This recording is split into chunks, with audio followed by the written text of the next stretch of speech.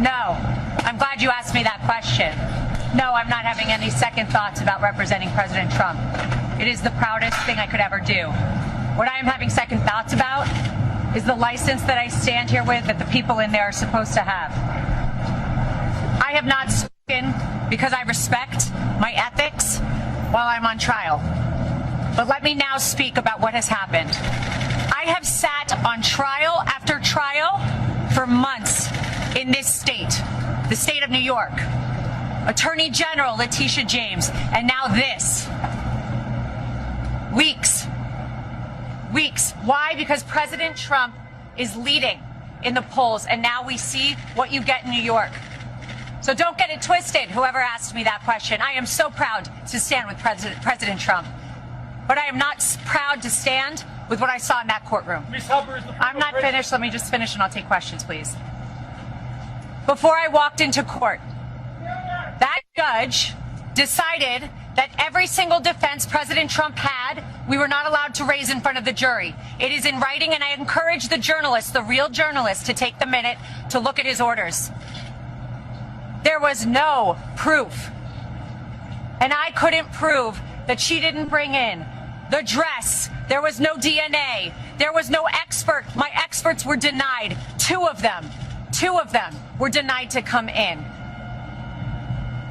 They didn't let me bring up that Reid Hoffman funded Miss Kaplan. And you know what we got in there? That my witness, who was her friend, who said that she is a drug addict and the drug addict is herself. That friend, I found out in there, was paid for by Miss Kaplan's firm, and that is disgusting. That is a violation of everything I stand for, and that is why I stand with Trump.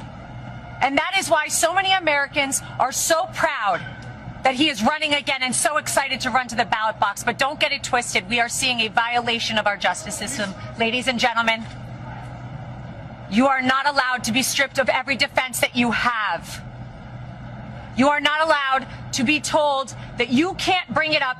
And imagine a point where a judge tells the lawyer, before your client, the former president of the United States, the leading candidate and obvious nominee for the Republican Party, before he takes the stand to defend himself, Ms. Habab, tell me the questions you're going to ask in open court and tell me exactly what he's going to respond. And then edited my questions, edited the response he was allowed to give.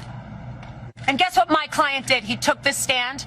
He abided by the rules of this corrupt system that I have seen.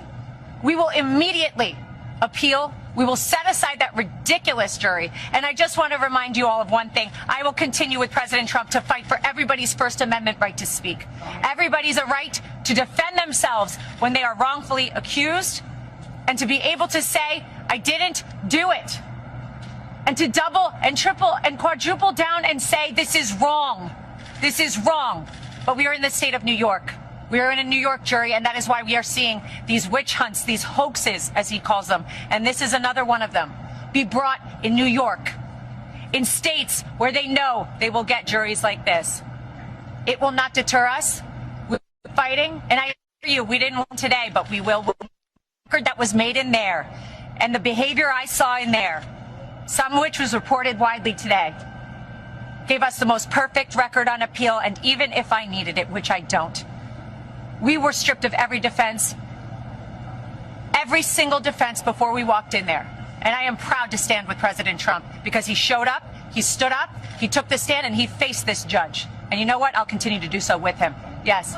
Ms. Hubbard, is the former Of course I've spoken with the president. Ms. Hubbard, is the former president scared now of the consequences of his actions? The former president does not live his life in fear, as you've seen every single day. The former president and probably future president will continue to fight for Americans. Thank you very much, everybody.